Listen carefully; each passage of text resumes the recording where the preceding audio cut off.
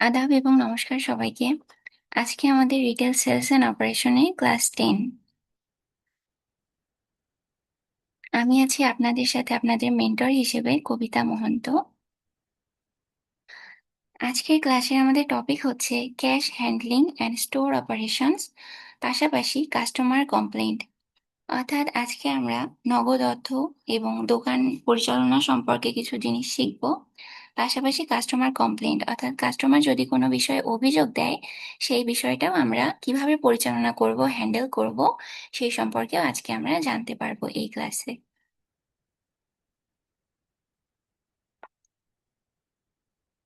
আজকে আমাদের learning objectives গুলো হচ্ছে, আমাদের শেখার বিষয়গুলো প্রথমে হ্যান্ডেল ক্লাস অ্যাকুরেটলি, অর্থাৎ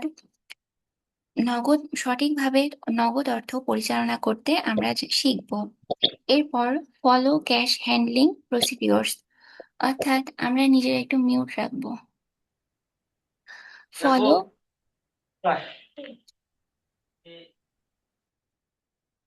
ফলো ক্যাশ হ্যান্ডলিং প্রসিডিওরস, অর্থাৎ সঠিকভাবে নগদ অর্থ পরিচালনার নিয়ম, সেগুলো আমরা অনুসরণ করা শিখব।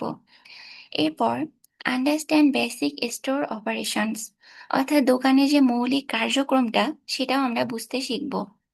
তারপর আমরা শিখব আইডেন্টিফাই কমন কাস্টমার কমপ্লেন্টস, অর্থাৎ কাস্টমারের যে সাধারণ অভিযোগ থাকতে পারে, তো সেগুলো আমরা আইডেন্টিফাই অর্থাৎ চিহ্নিত করা শিখব। এরপর হ্যান্ডেল কমপ্লেন্টস প্রফেশনালি, অর্থাৎ পেশাদারভাবে বা দক্ষভাবে আমরা কাস্টমারের যে কোনো অভিযোগ মোকাবিলা করা শিখব বা হ্যান্ডেল করা শিখব সেগুলা। এরপর প্রোভাইড সুইটেবল সলিউশনস, অর্থাৎ যে অভিযোগটা তিনি আমাদের দিবেন সেটার আমরা উপযুক্ত সমাধানও দিতে পারবো, বা সেই সম্পর্কে উপযুক্ত সমাধান কিভাবে দিব সেই সম্পর্কেও আজকের ক্লাসে আমরা জানতে পারবো।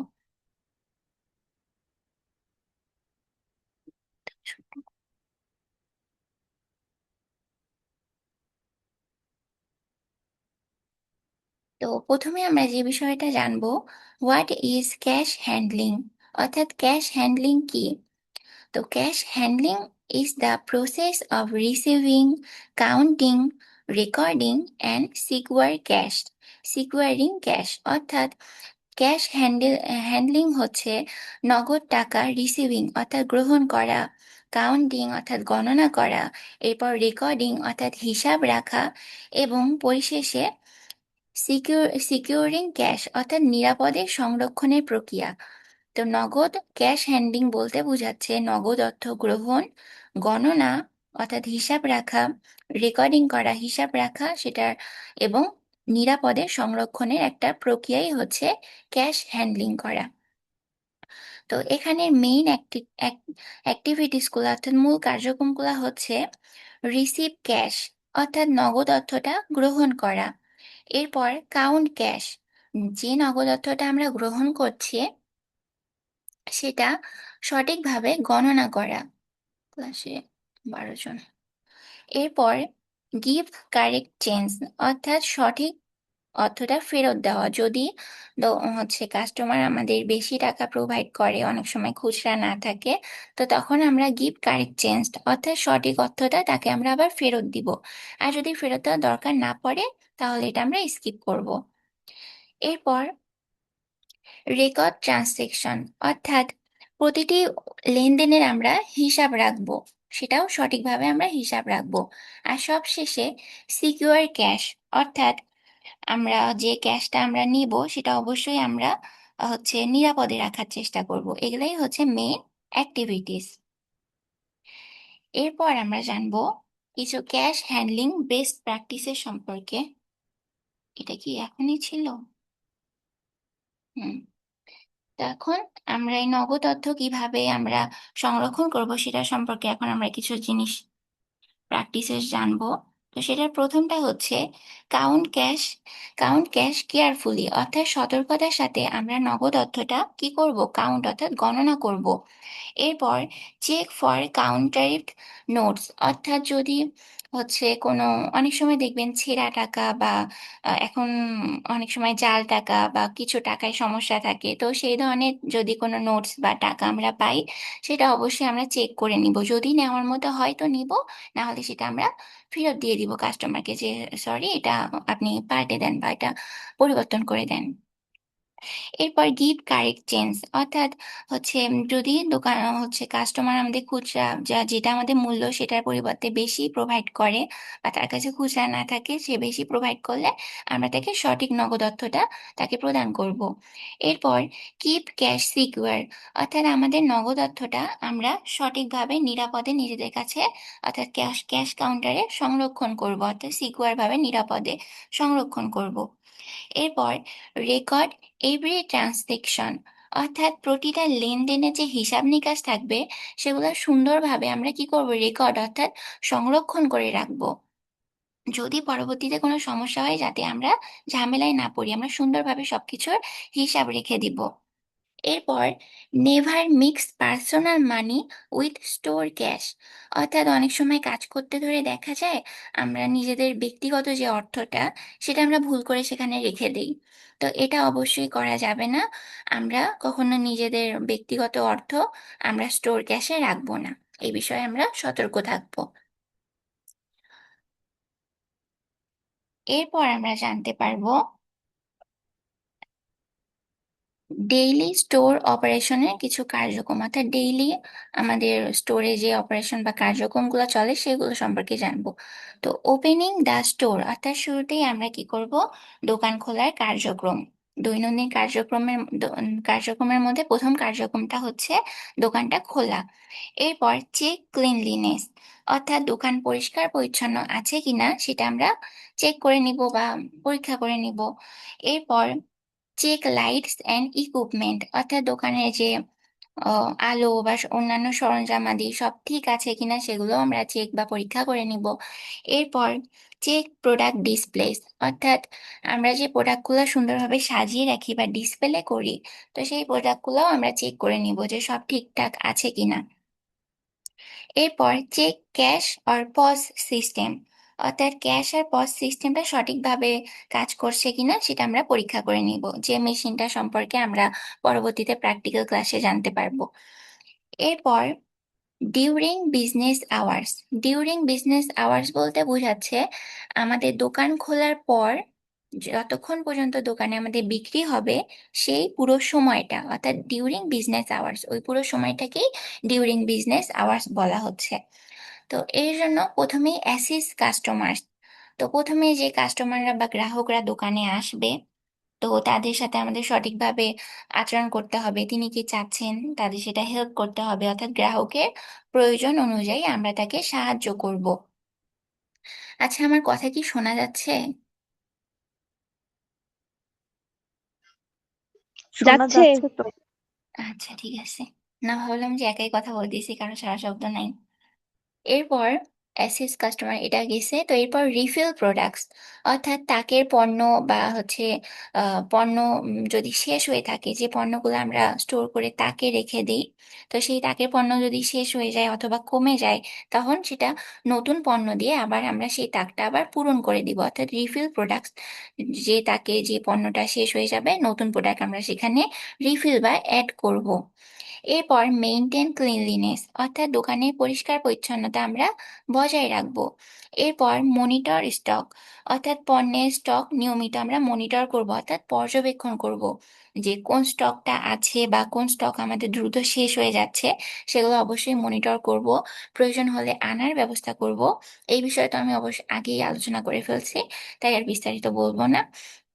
তো মনিটর স্টক হচ্ছে পণ্যের স্টক নিয়মিত আমরা পর্যবেক্ষণ করব, যে কোন কোন পণ্যের স্টক আছে, কোন কোন পণ্য শেষ হয়ে যাচ্ছে, সেগুলো আনার ব্যবস্থা, এগুলা। এরপর প্রসেস সেলস, অর্থাৎ গ্রাহকের পণ্য বিক্রয় ও লেনদেনটা সম্পূর্ণ করা।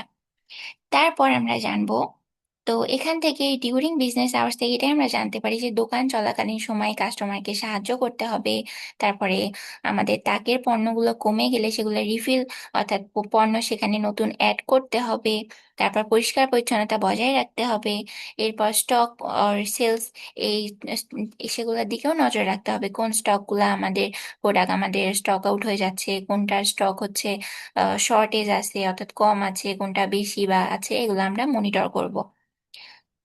তারপর আমরা জানবো ক্লোজিং দ্য স্টোর অর্থাৎ দোকান বন্ধ করার কার্যক্রম। তো দোকান বন্ধ করার ক্ষেত্রে আমরা কোন কোন বিষয় খেয়াল রাখবো? সেটা হচ্ছে কাউন্ট ক্যাশ, অর্থাৎ দিনের ক্যাশটা সঠিকভাবে গণনা করব। অর্থাৎ অমুক দিনে কোন বা যেদিন আমি দোকানটা আর কি খুলেছি সেই দিন আমার কেমন পরিমাণে অর্থ উপার্জন হয়েছে, তো সেই ক্যাশটা আমরা গণনা করে হিসাবটা রেখে দিব। এরপর কি করব? চেক স্টক, অর্থাৎ দিনের শেষে স্টকটা চেক করে নিব, অর্থাৎ পরীক্ষা করে নিব কোন কোন স্টক আমাদের আছে বা কোন কোন শেষ হয়ে গেছে সেগুলা। এরপর ক্লিন দ্য স্টোর, অর্থাৎ দোকানটা আমরা পরিষ্কার রাখবো। তো এখন আপনি বলতে পারেন যে আমরা তো চলেই যাচ্ছি, তো দোকানটা আবার শেষে যাওয়ার সময় পরিষ্কার করার আবার কি দরকার আছে? দরকার আছে। কেন বিষয়টা দরকার আছে?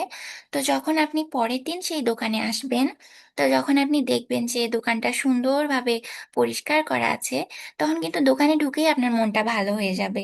কিন্তু যখন দেখবেন যে আপনি দোকান ক্লোজিং এর সময় যেমন তেমন করে রেখে চলে গেছেন, তো পরের দিন যখন আপনি আবার আসছেন, তো প্রথমেই কিন্তু আপনার মানে মনটা খারাপ হয়ে যাবে যে আসলাম দিনের শুরুটাই এই অগোছালো জিনিস দিয়ে শুরু হলো।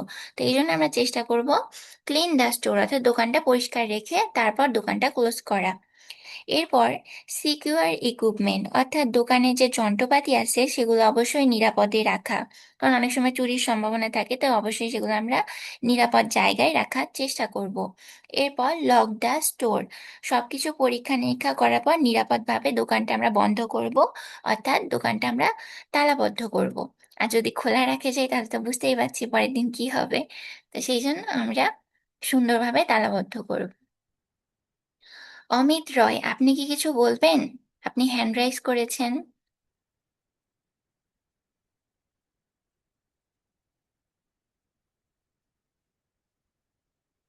আপনি কি আমার কথা শুনতে পাচ্ছেন? কিছু বলবেন? আচ্ছা, ঠিক আছে। ভুল করে চলে আসছে।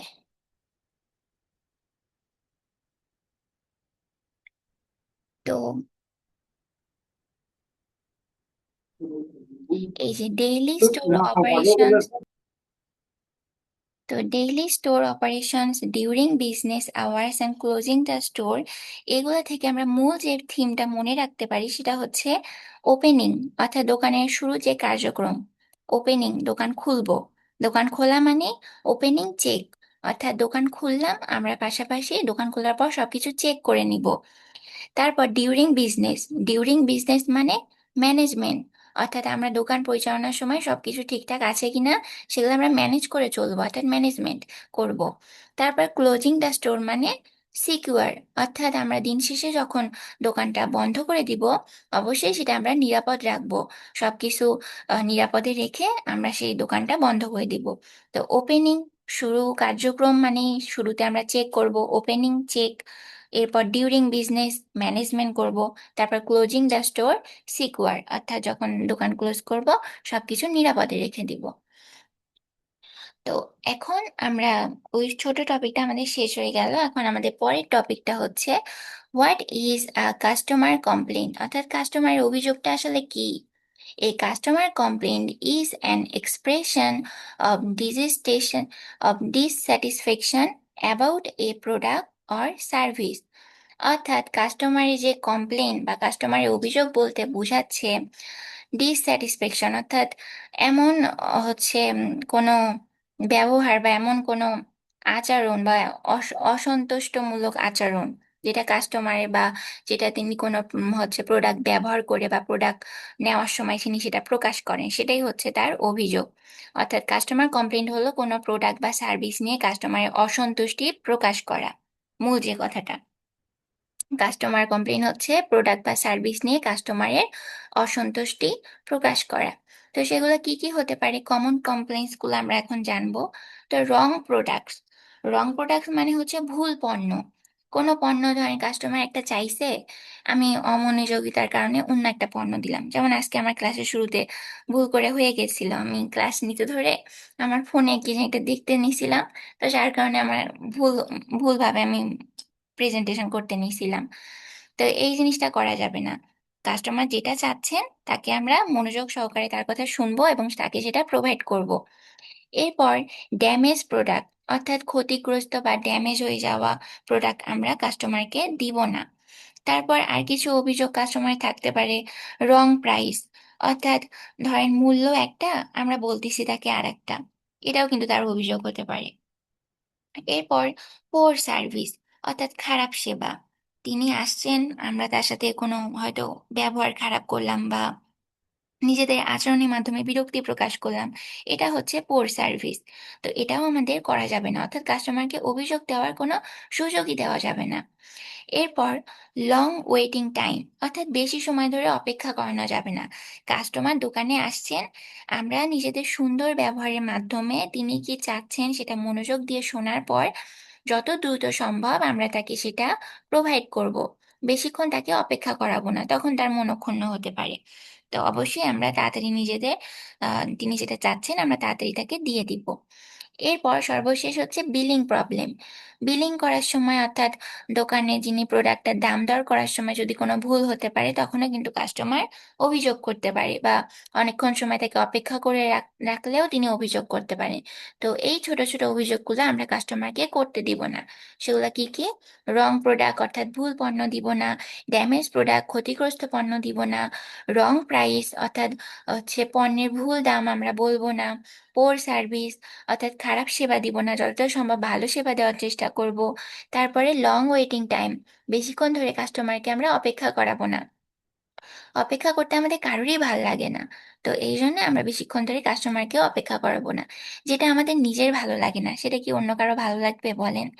তো এই জন্যে আমরা বেশিক্ষণ ধরে কাস্টমারকে অপেক্ষা করাবো না। সবশেষে বিলিং প্রবলেম, হিসাব নিকাশ সেই ক্ষেত্রে আমরা চেষ্টা করব সঠিক হিসাব হিসাব নিকাশ করে কাস্টমারকে বিলিং প্রসেসটা শেষ করে দেওয়ার, যাতে তিনি কোনো অভিযোগ করতে না পারেন।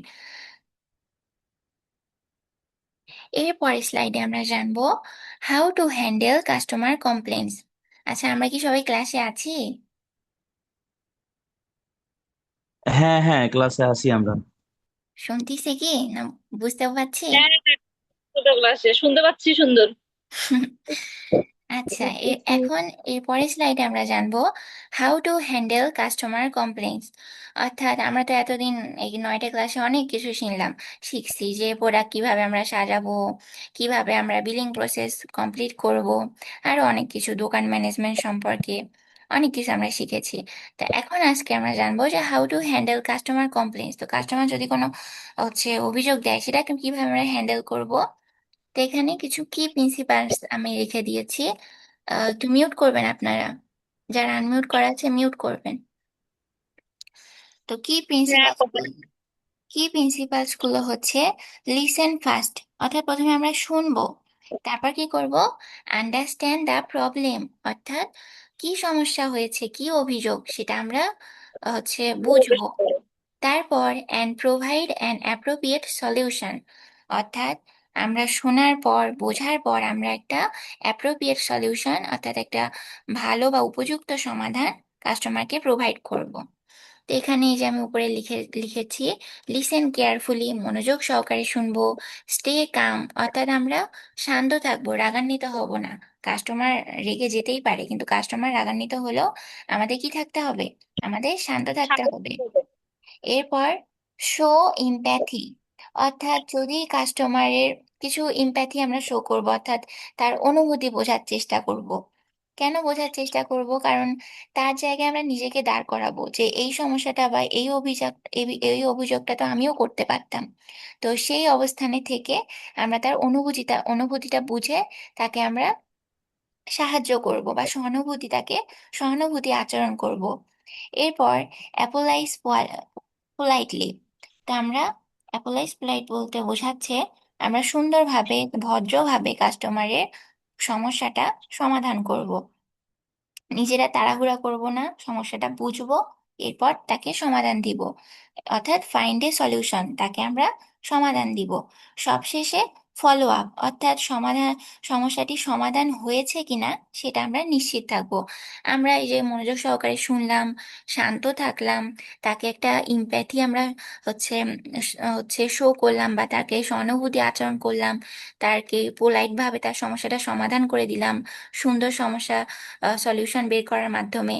তো এত কিছু করলাম, কিন্তু এত কিছু করার পরে যদি শেষে দেখি যে না, সমস্যাটা সমস্যাই রয়ে গেছে, তাহলে সবকিছু বৃথা হয়ে গেল না? তো এই জন্য ফলো আপটা খুব জরুরি।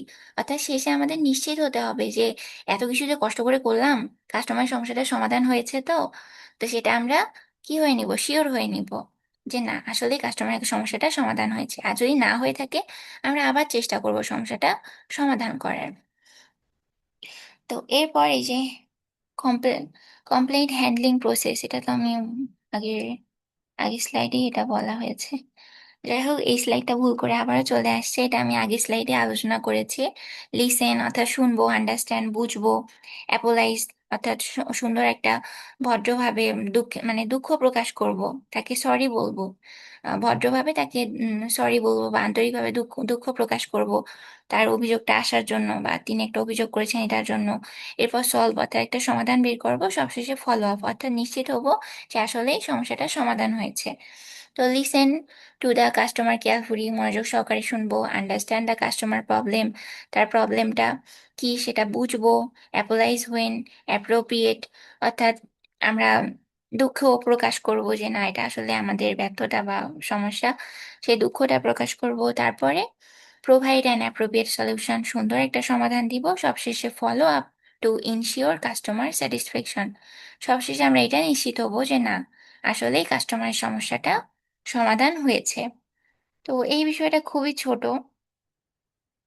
এই দুইটা টপিক এই রিলেটেড আর কিছু বলার নেই, ওটা দুইবার চলে আসছে। তো এখন আমরা আরেকটা বিষয় সম্পর্কে জানবো, do and don'ts of complaint handling, অর্থাৎ অভিযোগ পরিচালনার ক্ষেত্রে ডু অর্থাৎ যেসব বিষয় আমাদের করণীয়, আর ডন্টস অর্থাৎ যেসব বিষয় আমাদের বর্জনীয়, সেই সম্পর্কে এখন আমরা জানবো। তো আমরা প্রথমেই জানবো ডুস সম্পর্কে, অর্থাৎ করণীয় বিষয়গুলো সম্পর্কে। করণীয় বিষয়গুলো কি কি? লিসেন পেশেন্টলি, অর্থাৎ ধৈর্য সহকারে আমরা শুনবো। স্পিক পোলাইটলি, অর্থাৎ ভদ্রভাবে কথা বলবো। তারপর শো ইমপ্যাথি, অর্থাৎ আমরা সহানুভূতি আচরণ প্রকাশ করবো বা সহানুভূতিশীল হব। তারপর প্রোভাইড এ সলিউশন, অর্থাৎ একটা উপযুক্ত সমাধান বের করার চেষ্টা করবো বা একটা উপযুক্ত সমাধান তাকে দিব। পরিশেষে ফলো স্টোর পলিসি, অর্থাৎ দোকানের রীতিনীতি অনুসরণ করব। ধরেন কাস্টমার কোনো সমস্যা নিয়ে আসছে যে এই প্রোডাক্টটা তো আমি ভালোই নিয়ে গেছিলাম, বাড়ির যেয়ে দেখি এই সমস্যা। তো তখন আমাদের দোকানের পলিসি বা দোকানের নীতি অনুযায়ী যদি ওই প্রোডাক্টটা আবার ফেরত নেওয়া যায়, তো আমরা ফেরত নিয়ে তাকে পরিবর্তন করে প্রোডাক্টটা অন্য প্রোডাক্ট দিব। আর যদি না নেওয়া যায়, আমরা তাকে ভদ্রভাবে বলবো সরি স্যার, আমাদের দোকানে এই প্রোডাক্ট ফেরত নেওয়ার, বিক্রির পর ফেরত নেওয়ার কোনো নীতি নাই। তো ফলো স্টোর পলিসি, অর্থাৎ দোকানের আমাদের নিয়ম নীতি অনুসরণ করব। এরপর ডনস, অর্থাৎ যেসব বিষয় আমরা বর্জন করব, অর্থাৎ অভিযোগ যদি আসে যেসব বিষয় আমরা বর্জন করব, সেটা হচ্ছে ডোন্ট আর্গিউ, অর্থাৎ আমরা তর্ক করব না। কাস্টমার সমস্যা নিয়ে আসছে যে ভাই দেখেন তো এই সমস্যা, আমরা যদি এখন তার সাথে হুট করে তর্কে জড়াই যাই, তখন কিন্তু তিনি বিব্রত বোধ করবেন, তিনিও উল্টে রাগ করে উঠবেন। তখন বিষয়টা কি হবে, একটা খারাপ পর্যায়ে চলে যাবে। এই জন্য যতই কাস্টমার যা কিছু বলুক না কেন, আমাদের চুপচাপ সহ্য করে নিতে হবে, আমাদের বুঝতে হবে তার কথা। তো ডোন্ট আর্গিউ, আমরা কাস্টমার সাথে কি করব না, তর্ক করব না। ডোন্ট ব্লেম দ্য কাস্টমার, তাকে আমরা দোষও দিব না, বরং তাকে আমরা ধন্যবাদ জানাবো যে না, বিষয়টা আপনি অভিযোগ দিয়েছেন, আপনাকে অসংখ্য ধন্যবাদ অভিযোগটা দেওয়ার জন্য। এরপর ডোন্ট ইগনোর কমপ্লেন্টস, অর্থাৎ আমরা অভিযোগ দিলাম, ইগনোর করে চলে গেলাম, তো এটাও করা যাবে না। কাস্টমার কোনো অভিযোগ দিলে আমরা অবশ্যই সেটা ইগনোর করব না। এরপর ডোন্ট মেক ফলস প্রমিস, অর্থাৎ কাস্টমারকে আমরা কোনো মিথ্যা প্রতিশ্রুতি দিব না। অনেক সময় দেখা যায় যে কোনো প্রোডাক্ট তিনি নিয়েছেন, তো সেই প্রোডাক্ট সম্পর্কে আমরা জানি না, বা ভুল একটা কোনো মিথ্যা প্রতিশ্রুতি দিলাম যেটা আসলে প্রোডাক্টের সাথে রিলেটেড না। তো এটা অবশ্যই উচিত না। আমরা কখনোই কাস্টমারকে মিথ্যা প্রতিশ্রুতি দিব না। তার অভিযোগ, তার তিনি কোনো অভিযোগ করলে সেটা আমরা কি করব, তর্ক করব না। তাকে আমরা ব্লেম অর্থাৎ দোষ দিব না কাস্টমারকে। ডোন্ট ইগনোর কমপ্লেইন্স অর্থাৎ তার অভিযোগ আমরা উপেক্ষা করব না। পরিশেষে ডোন্ট মেক ফলস প্রমিসেস অর্থাৎ কোনো মিথ্যা প্রতিশ্রুতিও আমরা তাকে দিব না। যাতে মিথ্যা প্রতিশ্রুতি দিলে কি হবে, তিনি যদি পরবর্তীতে বুঝতে পারেন তাহলে তো আমাদের অবস্থা খারাপ। তো এই জন্য মিথ্যা প্রতিশ্রুতি আমরা অবশ্যই দিব না, এটা আমাদের বর্জনীয়। এরপর আমরা জানবো প্রফেশনাল কাস্টমার সার্ভিস অর্থাৎ পেশাদার বা দক্ষভাবে গ্রাহক সেবা। এই professional retail employee should be, একজন দক্ষ রিটেল এমপ্লয়ির অর্থাৎ রিটেল কর্মীর শুড বি উচিত, কি কি উচিত, পোলাইট অর্থাৎ ভদ্র হওয়া, সেটা কিভাবে, রেসপেক্টফুল অ্যান্ড কার্টিয়ার্স টুয়ার্ড কাস্টমার্স অর্থাৎ কাস্টমারের সাথে আমরা সম্মানজনক আচরণ করব। তারপর পেশেন্ট অর্থাৎ ধৈর্যশীল হব। কাম অ্যান্ড আন্ডারস্ট্যান্ডিং অর্থাৎ শান্ত থাকবো, কাস্টমারের বিষয়টা বুঝবো। ইভেন ইন ডিফিকাল্ট সিচুয়েশন অর্থাৎ যদি কোনো কঠিন পরিস্থিতিও হয়, যে মানে খুব একটা ঝামেলা হয়ে গেছে, কাস্টমার খুবই রাগান্বিত হয়ে গেছে, সেক্ষেত্রেও কি করব, আমরা ধৈর্যশীল থাকবো, শান্ত থাকবো, সবকিছু বোঝার চেষ্টা করব, তারপর একটা সলিউশন দেওয়ার চেষ্টা করব। এরপর কি হবে, হেল্পফুল অর্থাৎ আমরা সহযোগিতাপূর্ণ হব। Ready to assist customers with their needs অর্থাৎ কাস্টমারের যেটা প্রয়োজন সেটা দেওয়ার জন্য আমরা সবসময় রেডি থাকবো, অর্থাৎ সবসময় প্রস্তুত থাকবো। আমাদের মন মানসিকতা কিরকম হতে হবে, হেল্পফুল অর্থাৎ সহযোগিতাপূর্ণ। এরপর অনেস্ট, যেটা অবশ্যই খুব বেশি জরুরি, আমাদের সৎ থাকতে হবে। আপনি যদি নিজের কাছে সৎ থাকেন তাহলে আপনাকে কেউ কখনো হারাতে পারবে না। অ্যাটলিস্ট এখনকার যুগ অনুযায়ী অনেকেই তারা সৎ থাকে না, কিন্তু আমরা চেষ্টা করব নিজেরা সৎ থাকার। তো provides truthful and accurate information অর্থাৎ সৎ কিভাবে আমরা থাকতে পারি, প্রোভাইড ট্রুথফুল অর্থাৎ সত্য ইনফরমেশন বা সঠিক ইনফরমেশন আমরা কাস্টমারকে দিব, অবশ্যই কোনো মিথ্যা ইনফরমেশন মিথ্যা প্রতিশ্রুতি দিব না। এইভাবে আমরা সৎ থাকতে পারি। এরপর রেসপন্সিবল অর্থাৎ দায়িত্বশীল, টেক্স রেসপন্সিবিলিটি ফর ডিউটিস অর্থাৎ আমাদের ডিউটিস বা আমাদের কাজের জন্য আমরা কি করব, দায়িত্বশীল হব। আর কিসের জন্য দায়িত্বশীল হব, কাস্টমার সার্ভিস অর্থাৎ কাস্টমারকে সেবা দেওয়ার ক্ষেত্রে এবং নিজেদের দোকানের কাজের কাজের ক্ষেত্রে আমরা কি হব, রেসপন্সিবল হব। সেটা হোক সকালে এসে দোকানটা সুন্দরভাবে খোলা, সবকিছু চেক করা, কিংবা হোক দোকানে ম্যানেজমেন্ট অর্থাৎ ডিউরিং বিজনেস আওয়ার ম্যানেজমেন্টের সময় অর্থাৎ তারপর মানে ওভারঅল আমরা সবসময় রেসপন্সিবল থাকবো। সেটা টাইম ম্যানেজমেন্টের ক্ষেত্রেও হবে, কখন নির্দিষ্ট সময় দোকান খুলতে হবে সে বিষয়ে আমরা অবশ্যই রেসপন্সিবল থাকবো। পরিশেষে প্রফেশনাল অর্থাৎ পেশাদার, মেইনটেন্স প্রপার বিহেভিয়ার অর্থাৎ আমরা উপযুক্ত আচরণ বা ব্যবহার করব। কিসে, কমিউনিকেশন অ্যান্ড অ্যাপিয়ারেন্সে। তো আমাদের অবশ্যই একটা দক্ষ আচরণ বা একটা দক্ষ সেবা, দক্ষ কমিউনিকেশন বা যোগাযোগের অবস্থাটা আমাদের কাস্টমারের সাথে তৈরি করে নিতে হবে। যেন তেন ভাবে আমরা তাকে হচ্ছে মানে ইনভাইট করব না বা তার সমস্যার সমাধান করব না, প্রফেশনালি করার চেষ্টা করব। যখন আমরা কোনো বিষয় প্রফেশনালি হ্যান্ডেল করব তখন কাস্টমারও সন্তুষ্ট হবেন। আমাদের যে দোকানের যিনি ম্যানেজার তিনিও আমাদের প্রতি সন্তুষ্ট হবেন। ওভারঅল আমাদেরকে নিয়ে সবার প্রতি একটা পজিটিভ মনোভাব তৈরি হবে। তো এগুলাই হচ্ছে আমাদের প্রফেশনাল কাস্টমার সার্ভিস, একটা প্রফেশনাল রিটেল এমপ্লয়ির দায়িত্ব বা তার কি কি করা উচিত। তো আজকের ক্লাসটা আমাদের এই পর্যন্তই ছিল। সবাইকে অসংখ্য ধন্যবাদ ক্লাসটা এত মনোযোগ সহকারে করার জন্য। তো আপনাদের এখন ক্লাস আপনাকে রিলেটেড, অনেক ধন্যবাদ। কবিতা, তোমাকেও অনেক অনেক ধন্যবাদ এত সুন্দর করে ক্লাস নেওয়ার জন্য। আমি জানি না আমি কতটুকু পারি, আমি শুধু চেষ্টা করে যাই। না, অনেক সুন্দর হয়েছিল। ভালো থাকিও। আর আবার আর আমি সমস্যা হলে বলবো, অবশ্যই তোমার সাথে যোগাযোগ করবো। হুম, যদি কোনো সমস্যা হয় অবশ্যই তোমার সঙ্গে যোগাযোগ করব। আমি আছি, আমি সবসময় আছি, সমস্যা নেই। হ্যাঁ, সেইটাই।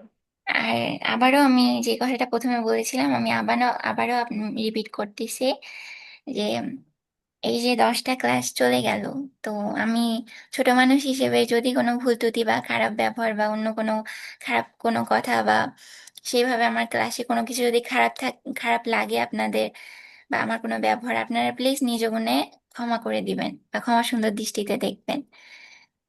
আর না, তুমি, আমরা যারা আছে এখানে অনার্স মাস্টার্স অনেকেই আছি, কিন্তু তারপরেও তুমি ছোট মানুষ হিসেবে অনেক সুন্দর ভাবে বুঝাইছো সবাইকে।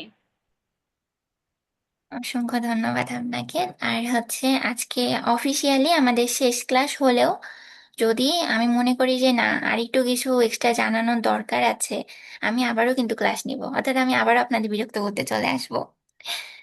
আচ্ছা, ঠিক আছে, সমস্যা নেই, আমাদের জানার জন্যই তো তুমি এত কিছু করতেছো।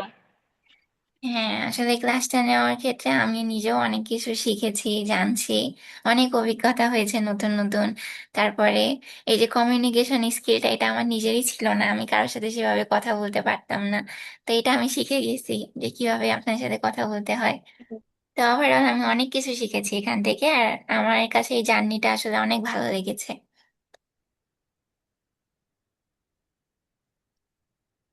আপনাদের কেমন লেগেছে আর কি আমাদের এই পুরো 10টা ক্লাস বা আমাদের এই রিটেল সেলস এর জার্নিটা? অনেক ভালো লেগেছে অনেক বাবা। মাসির কি ঘুম অনেক পাচ্ছে? সুন্দরভাবে ভালো লেগেছে। হ্যাঁ, না আমি আমি ক্লাস করতেছি। আচ্ছা, তাহলে আজকে আমি বিদায় নিচ্ছি। সবাইকে অসংখ্য ধন্যবাদ এতদিন আমার পাশে থাকার জন্য, তোমাকেও আমাকে অসংখ্য ধন্যবাদ। মেন্টালি সাপোর্ট দেওয়ার জন্য। আর যদি কোনো প্রয়োজন হয় আমি আবারও এক্সট্রা ক্লাস নিব।